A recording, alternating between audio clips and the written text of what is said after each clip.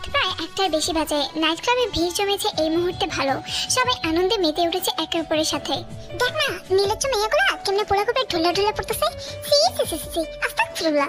তুই কি ভাবছিস নাইট ক্লাবে পোলা মেয়ে একলা মিলে কি নামাজ পড়বো নাকি সমাজ সেবা করবো? তবে একটা কথা সত্যি রে জিমিন, আমার যদি একটা বয়ফ্রেন্ড থাকতো না, ইস কবেটা মরলো আজকে। ইস তোরা আমার বান্ধবী, তোগুলো কিছু না খারাপ হয়েছে আমি। সেটা শালি ইস তোমার চাপা পিছি তোমার নাকের ফুটা দিয়ে ঢুকামো। অফারটা খারাপ না, নাকে এমনি মলে জমা আছে রে। নাকের ফুটা বড় করলে ময়লাটা বেড়ে যাবো। পরে ময়লা তোকে দুজনে লাল পানিতে মেলা তোকে খামো। তোর লাল পানি তুই খা, আমি তো হলুদ পানি খামো। ইস দেখে কত লোভনীয় লাগতেছে, মন যেতেছে একটা টান মারি। ওটা হলুদ পানি কম মাইচের মুখে পানি বেশি মনে হইতেছে। মাইচের মুখ খাওয়ার ইচ্ছা থাকছে তোর? হুশ হুশ দাঁড়া দাঁড়া, আমার ভাবে ফোন দিছে রে। ফোনটা একটু রিসিভ করে আমি আইতেই এই জায়গাতেই থাকবি, এতে এক পা লড়বি না। আর কেউ কিছু খাইতে দিলে ওই কুত্তার মতো জিবলা বের করে মাইচের ছাপালা ড্রিঙ্ক খাইতে চিস না। সব মাইচের ড্রিঙ্কসে না, তোর ড্রিঙ্কসে থাকবো শালি বিন্দি কোথাকার। লিসা চলে যাওয়ার পর তে এবং জিমিন মিলে পার্টিটাকে এনজয় করতে লাগলো। ইস জিমিন রে, আজকে যদি একটা বয়ফ্রেন্ড থাকতো না, ইস চুম্মা দিয়ে দিয়ে ঠোঁটটা একেবারে ফুলে নিতাম। এরকম সব খাওয়া কাজ কাম তোর পক্ষে সম্ভব? আস্তাগফিরুল্লাহ। তে জিমিনকে কিছু বলতে যাবে এর আগেই পার্টি থেকে আসা একজন তে এবং জিমিনকে বলতে লাগলো, হাই গার্লস, আজ প্রথমবার তোমাদেরকে পার্টিতে দেখলাম। এই প্রথম পরিচয় হিসেবে এই ড্রিঙ্কসটা খাও। হ্যাঁ হ্যাঁ অবশ্যই, কেন নয়। তে একজনকে পুরো ড্রিঙ্কসটা শেষ করে ফেলায় জিমিন অবাক হয়ে দিকে তাকিয়ে থাকে। তো লজ্জা করো না একবার মানুষের মুখ খাইতে? আমি তো নিলজ্জ রে, আমার কিছু তো লজ্জা লাগে না। তোর লজ্জার পরে দে তোর ড্রিঙ্কসটাও খাই ফেলি। আস্তাগফিরুল্লাহ, এটা আমার, এটা আমি আস্তে আস্তে খাবো। হ্যাঁ খাও খাও সুন্দরীরা, একটু পর মাথার হয়ে আমার উপরে পড়বা তোমরা। ড্রিঙ্কসটা শেষ করে কিছুক্ষণের মধ্যেই তের মাথাটা অনেক বেশি ঝিমঝিম করতে লাগে। এরই পাশাপাশি তের বডির মধ্যে অন্যরকম এক উত্তেজনা কাজ করতে লাগে। জিমিন আমি না একটু মুখটা ধুয়ে আসি রে, তুই এখানে থাক। আচ্ছা বান্ধবী যা, হাই গাই। কিন্তু ড্রিঙ্কসটা আমি খেলাম, আমার তো হাগা ধরলো না, মাথাটা কেমন জানি করতেছে। তে ওয়াশরুমের পাশে যেতেই দেখতে পায় সেখানে ছেলেমেয়েরা সমাজসেবায় ব্যস্ত। এরকম সমাজসেবা দেখে তের মনে অন্যরকম উত্তেজনাটা আরো বেশি বেড়ে যায়। তে তাড়াহুড়ো করে সেখান থেকে বেরিয়ে পড়ে নিজের উত্তেজনা কমানোর জন্য। তের মনে পড়ে ওপরে তো একটা রেস্টুরেন্ট আছে, সেই ওয়াশরুমে না হয় যাওয়া হবে। এই উদ্দেশ্যে তে লিফটে উঠে যায়। লিফটে কিছুক্ষণ তের মধ্যে অনেক বেশি অস্থিরতা কাজ করতে থাকে। এরই মধ্যে সেকেন্ড ফ্লোর থেকে এক সুদর্শন পুরুষ উঠে পড়ে লিফটে। তার শরীরের ঘ্রাণ ক্রমান্বয়ে থেকে আরো বেশি আকর্ষণ করছিল তার প্রতি। সে ঘোর লাগা চোখ নিয়ে তাকায় তের দিকে। তে তো এমনি অন্যরকম একটা মুডে ছিল, তার এরকম সুপ্রাণে তে আরো বেশি পাগল হতে থাকে। লিফটে থাকা অবস্থাতেই তাদের দুজনের কানে নিচতলা থেকে আসা কিছু রোমান্টিক মিউজিক কানে বাজতে লাগে, যা কিনা তাদের দুজনের মধ্যে আগুনে ঘি ঢালার কাজ করছিল। তারা জোরে জোরে নিঃশ্বাস ফেলার সাথে সাথে তাকায় একে অপরের দিকে। জাঙ্কুক ঘোর লাগা চোখ নিয়ে আস্তে আস্তে তের পাশে গেল। তেও তখন জাঙ্কুকের গরম নিঃশ্বাসগুলো উপভোগ করছিল। আস্তে আস্তে তের হাতটা চলে যায় জাঙ্কুকের কলার উপরে, সাথে সাথে জাঙ্কুককে নিচের দিকে। জাঙ্কুক আরো 10 মিনিটের উপরে হলো, সারা মরলো কই? সারা আমগুলো ফাঁকি দিয়া ফিতা পড়া মেয়েকে নাচ দেখতে গেছে, আমি শিওর। হারার জায়গায় তুই গায়ে বলে আমি এটাই ভাবতাম, কিন্তু অত চরিত্রবান আর কি মেয়ে বাজ নাকি তোর মতো? আর কই গেছে কে জানে, বুঝতেছি না। হ্যাঁ মদ খায় আবার কন্ট্রোলেস হয়ে গেল নাকি এবার? দেই তোর মদটা কেমন? মদ কি আমরা আজকে থেকে খাই নাকি? রেগুলারই তো খাই, কিন্তু এরকম তো হওয়ার কথা না। ওর মদটা এরকম লাগতেছে কেন? নাকের সামনে আনতো। হ্যাঁ কইছিলাম না ফিতা পড়া মেয়ে নাচ দেখতে গেছে। এই মদে মার মিশানো বুঝছো? এক চুমুকে শরীরে কুরকুরান বাড়াই দিছে মনে হয়। সুগারা পরবর্তীতে ওয়েটারের সাথে কথা বলে জানতে পারলো এই ড্রিঙ্কসটা বিচ থেকে তাদের কাছে এসে পড়েছিল, যেটা জাঙ্কুক খেয়েছিল এটা অন্য কারোর ড্রিঙ্ক ছিল। ভুলবশত ওর উপর পড়ে যায়। এটা শোনার পর সুগা এবং ইউনো মিলে জাঙ্কুককে খুঁজতে লাগে। প্রথমে তাদের নজর যায় নিচতলায় বারের উপর। সারা জাঙ্কুকের বাচ্চা কোন ফিকা পড়া মেয়েকে রাত করে কাছে আল্লাহ জানে। সারা বাচ্চা পড়ছে বসতে মিস থেকে আমার ফুটা করা ক্যালভিন ক্যানের ওই সাদা জাঙ্গিয়াটা ওটা ময়লা করলে ওর খবর আছে। সারা চুপ থাকতো। আরেকবার তো জাঙ্গিয়ার কথা বলে আমার জাঙ্গিয়া খুলে তোর মুখের ভিতরে ঢুকা দেবো। ঢুকাইছে না পরে আগে জাঙ্কুকে খুঁজে বাই কর। সারা বাচ্চারা তো দেখতেছে না, চল উপরে চল। ইউনো তুই উপরে যা, আমার কাজ আছে জায়গায়। তুই উপরে যা, জাঙ্কুকে খুঁজতো, আমি আইতাছি। কি আর করার, জাঙ্কের মালিক আমি, আমারই জাঙ্গিয়াটাই হেফাজত করতে দেবো। ইউনো চলে যাওয়ার সাথে সাথে সুগা আবারও তাকালো জিমিনের দিকে, যার সাথে একটা ছেলে অনবরত ঘনিষ্ঠ হওয়ার চেষ্টা করছিল।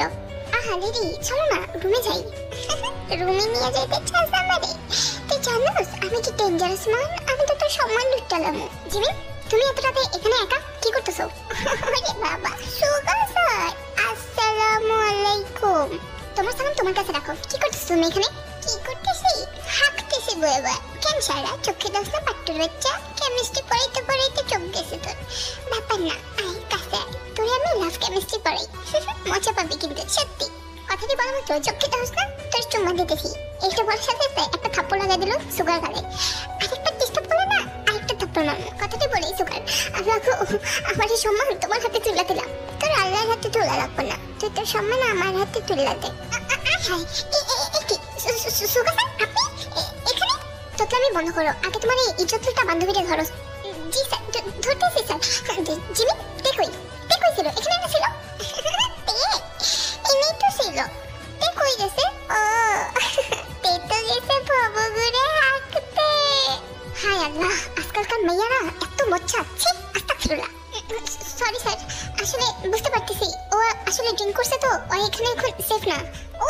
নাকি ওর সামনে কোনো পুরুষ মানুষ দেখ না, ওরে তাড়াতাড়ি বাসায় নিয়ে যাও, আনলে আমার মতো পুরুষ সম্মান লুটা খাই বয়। কথাটি বলা মাত্রই সুগা সেখান থেকে চলে যায়। হায় আল্লাহ, এবার এখন নিয়ে এখন আমি কি করি? এই জিমিনের এই অবস্থা, কে জানে তে কই গেছে গা। এখন আমি তেরে খুঁজবো নাকি জিমিনে নিয়ে পড়ে থাকবো, কোনটা করবো?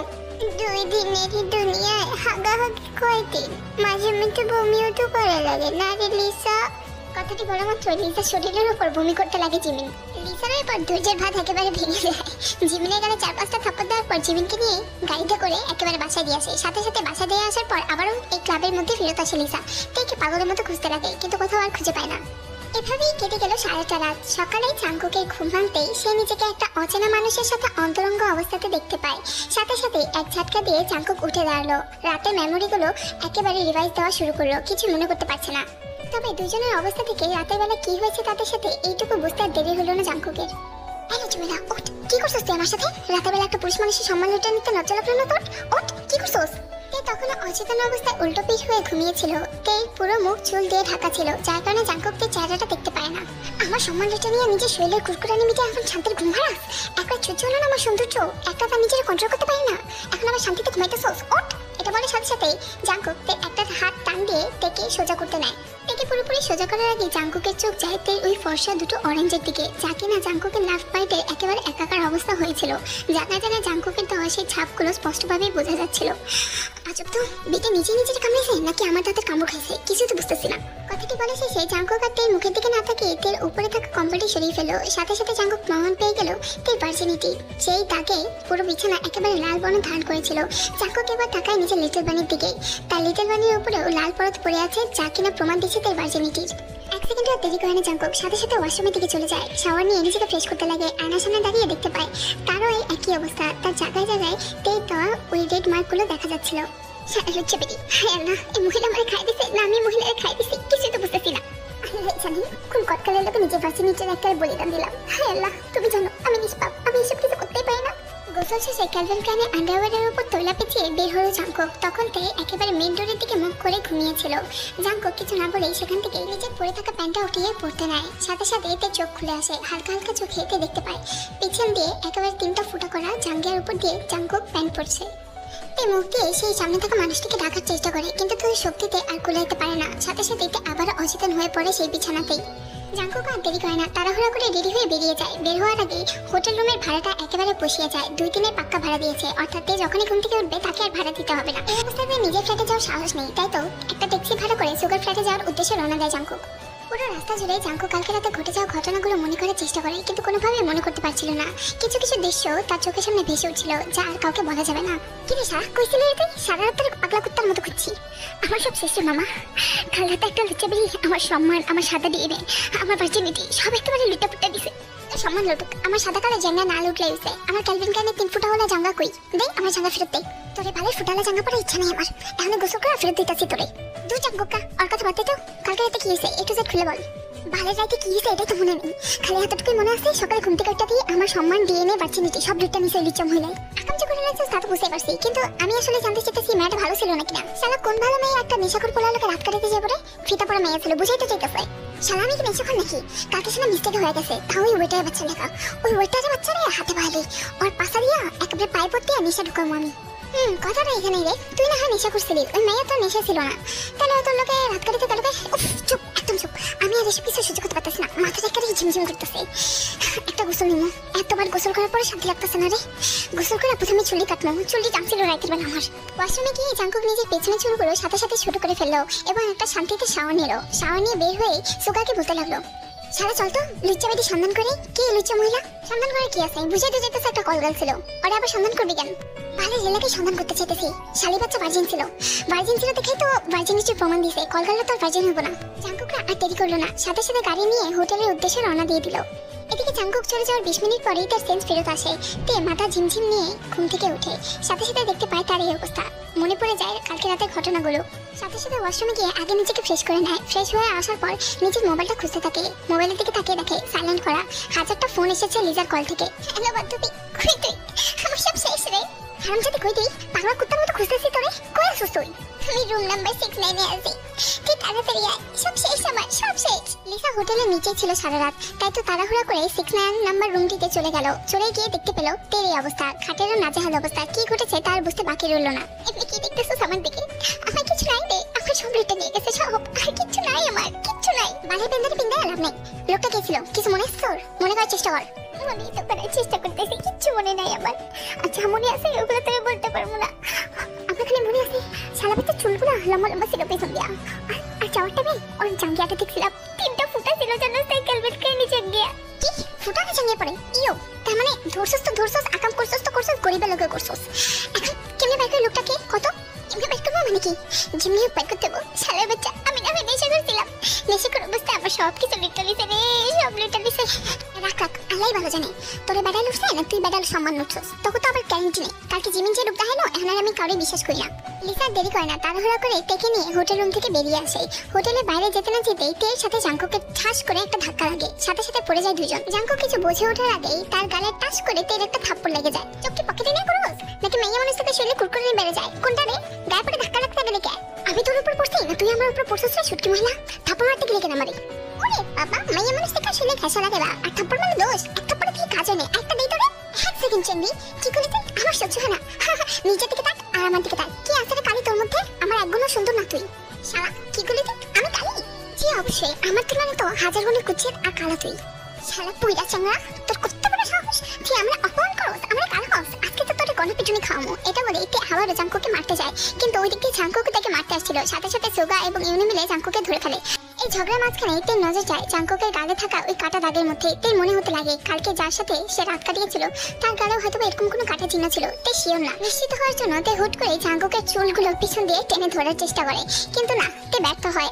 গত রাতে যার সাথে ছিল তার চুলগুলো পেছন দিয়ে লম্বা ছিল, কিন্তু জাঙ্কুকের চুলটা ছোট। সাথে সাথে তে ছেড়ে দেয়। সত্যি বেদি তুই আমার চুলটা আনি কেন? আমার ঘন কালো চুল দেখে তোর হিংসা হয়? ঠাক্কো মহিলা, কি করি? আমার চুল পাতলা, আমার এই ঘন চুল দিয়া তোর গলায় দড়ি দিয়া ফাঁসিয়ে দিতে পারবো তোরে। ও আচ্ছা তাই নাকি? তাহলে আয় না কাছে, তোর চুল করা টেনে টেনে দেখি তোর চুল কতটুকু শক্ত। আয় শালা, আবারও ব্যাকতুলি মানুষ, তোরা এখন আমি গণপিটুনি খাওয়াই না।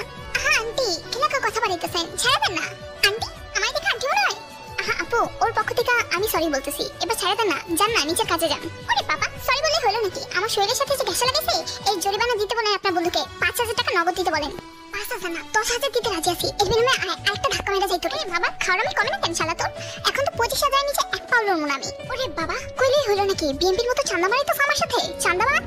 হ্যাঁ চান্দাবাজ আমি। দেই চান্দা দে, চান্দা না দিয়া যেমন এখান থেকে দেই চান্দা দে। জাঙ্কুকে আর কিছু বলতে দিল না সুগা। সুগার সাথে সাথে নিজের পকেট থেকে টাকা বের করে তের হাতে ধরিয়ে সেখান থেকে জাঙ্কুকে নিয়ে চলে গেল।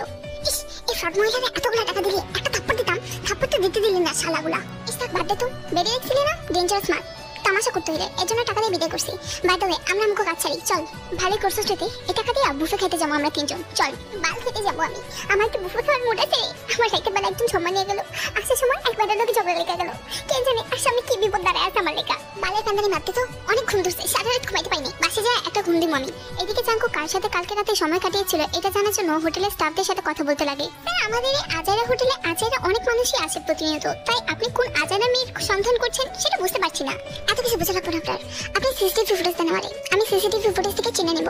হ্যাঁ স্যার ফুটেজ তো আছে, কিন্তু একটা সমস্যা হয়েছে যার কারণে এক সপ্তাহের ফুটেজ এখন আপাতত দেখাতে পারবো না। আগামী সপ্তাহে আসেন, আগামী সপ্তাহেতে আমি আপনাকে ফুটেজ দেখাবো, সমস্যা নেই। জাঙ্কুক আর কিছুই বলল না, মুড অফ করে সেখান থেকে বেরিয়ে গেল। আরে চিন্তা নাই, এক সপ্তাহ পর পায়ে যাবো ভাবে দিই। চিন্তা করিস কেন? বালের ভাবি আমার আজাইরা কথাবার্তা। দূর এসব আজাইরা কথা বাদ দেই, চল আজকে তো আমাকে ক্লাস করাইতে হবে, চল কোচিং চল। এদিকে তুই বাসায় এসে জীবনকে সব ঘটনা খুলে বলে। ছি আজকে ফ্রেন্ড আমার কাম করে আইসোস তুই। সি আর মদ খাওয়া সইতে পারছ না তো মদ খেতে যাস খেলে না। এক সেকেন্ড, ওই মুতের পানি তো আমি একা খাইনি, তুই তো খাইছিলি। তোর নেশা হয়নি? কি নেশা? তো আবার আমার এইসব জিনিস আমার বুঝছো কাপ করতে পারে না।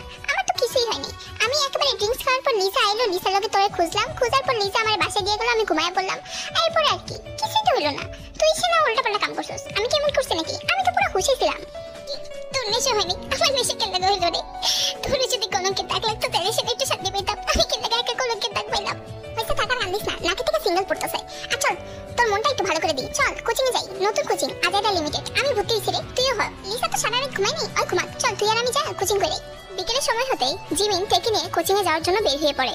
কোচিং একাডেমিতে সুগা জিমিনের সাথে তেকে দেখে বেশ অবাক হয়।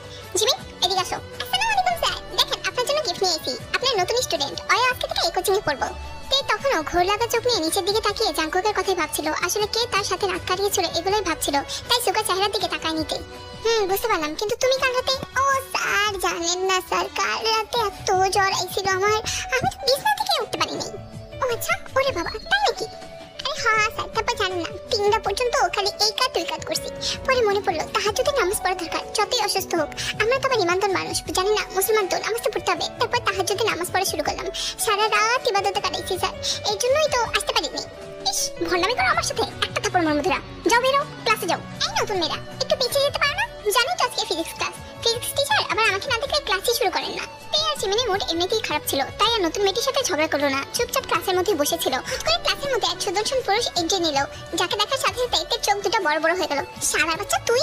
চান্দাবাজ মহিলা, তুই আমার কোচিং এ কি করছিস? চাঁদা উঠছাইছস? চাঁদা না রে, তোর মতো শয়তানগুলো রে থাপাইতে আইছি আমি। শালা বুইড়া, তোর তো আমি সিনিয়র ভাবছিলাম, এখন দেখি আমাদের সাথে পড়স। কয়বার ফেল করছস রে? জাঙ্কুকের এবার আর সহ্য হলো না, তার হাতটা টানতে টানতে অফিস রুমে নিয়ে গেল। অফিস রুমে নেওয়া মাত্রই তার মুখটা একেবারে থুতনির সাথে চেপে ধরলো জাঙ্কুক। কি করতেছিস কি আমার সাথে শয়তান বাড়া? লুচ্চা শালা, আমার ছাড়, আনালে কিন্তু টিচারের হাতে মাইর খাওয়ামু তোরে। ও আচ্ছা, মাইর খাওয়াবি? খাওয়া না দেখি। ফিজিক্স টিচারে কোন টিচার এসে মারে দেখি? ডাক ডাক, টিচার করে ডাক, এখনই ডাক। কি আপনি টিচার? কেন ছান্দাবাজ মহিলা, কথাটা শুনে কি আকাশ থেকে পড়লি নাকি? আকাশ থেকে তো পড়ার কথা, আপনার মতো চারো লোক কেমন একজন টিচার হতে পারে এটাই বুঝতেছি না আমি। চুপ, একদম চুপ। আরেকবার ভাবি বলে একেবারে নাক নাক সব বদলাই তুমি তোর মুখের। এত সোজা, তুই আমার মারবি আর আমি তোরে ছাড়া দেবো? শালা বাটপার টিচার, সর। জাঙ্কুক থেকে মারতে যাবে এর আগে সেখানে জিমিন চলে আসে। স্যার ভুল হয়ে গেছে, মাফ করে দেন। ভুলটা আসলে আমার হয়েছে যে না বুঝা এই শয়তানকে কোচিং পড়তে এসে পড়ছি। ভুলটা একবার করেই ফেলছস, এখন থেকে জাস্ট দোয়া কর এর পরবর্তীতে যেন আমার সামনে না পড়স। এর পরবর্তীতে আমার সামনে পড়লে মুখের ভাষা না থাপ্পড়ের ভাষায় কথা কম তোর লোকে, আর পেয়াদবি রে ভদ্রতা শেখামু। আমার কসকেন দোয়া শালা তুই করবি, এর পরবর্তীতে নেক্সট টাইম যদি আমার সাথে দেখা হয় না, সত্যি জুতার বাড়ি মারমু তোর মুখের মধ্যে। কথাটা আর বেশি বাড়াতে দিল না জিমিন, টানতে টানতে দেখে নিয়ে গেল। পাগল হয়ে গেছস? আমাকে টিচার হয়, টিচার হয়, কোচিং এ টিচার হয়, কলেজে টিচার তোর না। ঠিক সেই মুহূর্তে তোর মোবাইলে তার মার কল আসে। কাকে কইছিলি রে তুই? বান্ধবীর ফ্ল্যাটে ওঠার পর থেকে কি পিঠের মধ্যে নতুন পাখা বাজিয়েছে? ও ফামু, কইছিলাম মানে কি? বাসাতেই ছিলাম, বাথরুমে ছিলাম, ওরা দেখে নাই, না দেখে মানে খোঁজা শুরু করছিল। তোর ভান্ডামি তুই তোর কাছে রাখ, তোর বাবা বলছে তোর ফুফুর বাড়িতে উঠতে। যা, আজকে যাবি তুই তোর ফুফুর বাড়ি। ধুর, চিনি না জানি না কোন জন্মের কোন ফুফুর বাড়ি যাবো আমি, শুনি। এত কিছু জানি না, আজকে রাতের মধ্যে তোর ফুফুর বাড়ি দেখতে চাই, বাস। এটা বলেই যে ফোনটা কেটে দিল। বাসায় গিয়ে প্যাকিং করতে করতে তে লিসার সাথে রাগারাগি করতে লাগলো। শালি বাচ্চা, একদিন আর মুখটা কন্ট্রোল হলো না, আমি হারাই গেছি এটা বলতে গেলি কেন? তা আর কি করতাম আমি শুনি, পাগলা কুত্তার মতো তোরে খুঁজছি, যখন পাইনি তখন বাধ্য হয়ে আন্টিরে জানাইছি। যদি অন্য কিছু হইতো তাহলে তো জানাই নাই লাগতো, তাই না? বাই দ্য ওয়ে, 2 দিন তোর ফুফুর বাড়িতে থাক, এরপর আমি আন্টিরে আর আঙ্কেলে ম্যানেজ করতেছি। হইছে যে আরে ঢঙ্গের কথা আমার কই আসিস না, আসল কথা তো এটা। তোরটা খাইছি, তোরটা পড়ছে, তোর সহ্য হয়নি। কিপটা শালা, কয় টাকায় ভাত খাইছি আমি তোর? 700 টাকা, 500 টাকা, 500 700 না রে, 5000 7000 টাকার মতো খাবার খাইছস, কিন্তু আমি খোটা দিইনি। আমি তো কইলাম 2 দিন থাক, এরপর আমি আবারও এ বাড়িতে আনার ব্যবস্থা করতেছি তোরে। তেমন কথা বাড়ালো না, সাথে সাথে নিজের কাপড় টাপড় গুছিয়ে নিজের ফুফুর বাড়ির উদ্দেশ্যে রওনা দিয়ে দিল। হাইওয়ে রোড প্রায় 1 ঘন্টা পার করে তাদের ফুফুর বাড়িতে চলে গেল। অন্যদিকে জাঙ্কুকও বাড়িতে গিয়ে শাওয়ার শেষ করে সেই মেয়েটির কথাই ভাবতে থাকে। সেই মেয়েটিকে চেনার তো কোনো উপায় নেই, সেই মেয়েটিকে দেখার জন্য আগ্রহ বাড়তে থাকে জাঙ্কুকের। সেই মেয়েটিকে চিনবে কিভাবে, কোনো কিছু তো মনে নেই। কয়েকটা দৃশ্য মনে আছে, সেই দৃশ্যগুলো কাউকে বলা যাবে না। জাঙ্কুকের শুধু মনে আছে সেই মুহূর্তে সে কিভাবে নিজের হাতে সেই বড় বড় অরেঞ্জগুলোকে উপভোগ করছিল। জাঙ্কুকের জানার কৌতূহল জাগে যে তার হাতের সাথে কতটুকু অরেঞ্জ ধরা পড়বে। তাই তো সেই নাবুজ শিশুর মতো কম্পিউটারে এগুলো সার্চ করতে শুরু করে। এদিকে তেও বিশাল একটা রাস্তা পাড়ি দিয়ে তার ফুফুর বাড়িতে চলে আসে। অনেকটাই সংকোচ হাতে কলিং বেলটা চেপে ধরে, সাথে সাথে বাড়ির চাকররা নেমে আসে। আপনি কি তে আমগো ম্যাডামের বাইজি? আসলে হ্যাঁ, আপনি ঠিকই বলেছেন। ফুফুজান আছে বাসায়, ওনাকে একটু ডেকে দিন না। আসলে চিন্তা করবেন না, ম্যাডাম তো একটু বাইরে গেছে, আপনার রুম দেখিয়ে গেছে। ওই যে 2 তলাতে যে রুমটায় লাইট জ্বালানো, ওই রুমটাই আপনার। যান, সমস্যা নেই। সংকোচে উপরে ওঠে। উপরে 2টা রুমের মধ্যে তে অনেক বেশি কনফিউজড হয়ে যায়। 2টা রুমেরই লাইট জ্বলছিল। হুট করে দরজাটা খুলে ফেলায় জাঙ্কুক ভিতর থেকে ভয় পেয়ে যায়। চান্দাবাজ মহিলা, তুই আমার বাসায়? তোর বাসা মানে কি লুচ্চা বেটা? তুই আমার ফুফুর পাশে কি করস? সাথে সাথে তে নজর যায় জাঙ্কুকের কম্পিউটার টেবিলের উপর, যেখানে ভাসছিল 2 জনে আপত্তিকর কিছু মুহূর্ত। লুচ্চা বেটা নামটা তো হুদাহুদি দিইনি। সারাদিন আকামে চিনিস না কি আজ? সারা লুচ্চা বেটা, আস্তাগফিরুল্লাহ। চুপ, একদম চুপ। আরেকবার তর্ক করলে তোর চিপটাটা টেনে ছিঁড়ে ফেলবো, শুটকি আলী।